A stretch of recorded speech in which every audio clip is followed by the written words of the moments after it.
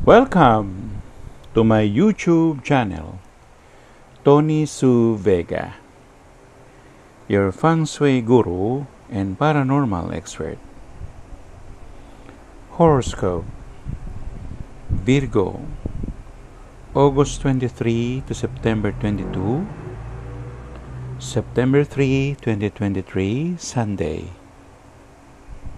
Career: nakuha natin ang 9 of Wands para sa karir.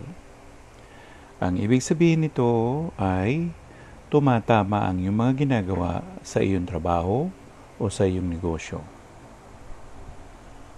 Meron lang end point or ano yung susunod mong hakbang. Ano yung susunod mong gagawin. Ano yung ipapakitang gilas mo sa mga tao sa kapaligiran mo.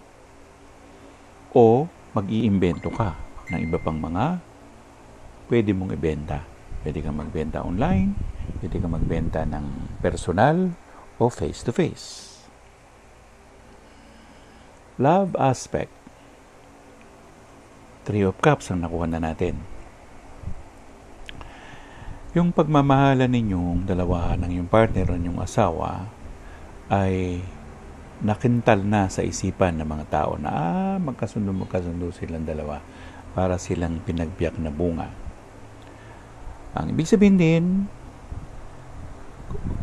kung ano ang gusto ng iyong partner, binibigay mo. At ganun din, kung anong gusto mo mula sa iyong partner, binibigay din niya. Kaya magkakasundo nga kayo. Matatagalan ang inyong pagsasama. Money and opportunities. Nakuha natin ang 7 of Coins. At dahil dito, merong pag-aandala o na-delay.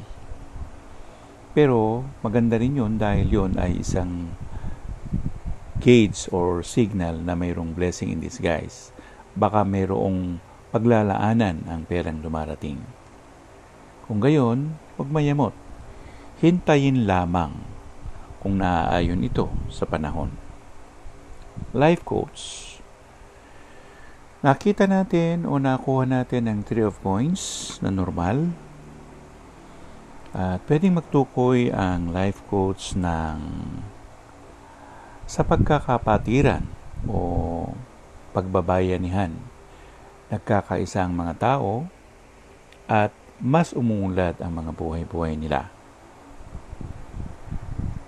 O nangangailangan na magtulungan tayo. So ang bayanihan ay espiritu ng pagtutulong-tulungan ng mga tao, lalo na sa Pilipinas. Yan lang ang meron tayong salita, no? To cooperate to one another, pero yung salitang bayanihan, yan yung kukunin ng isang bahay at tapos bubuhatin at ililipat sa ibang lugar.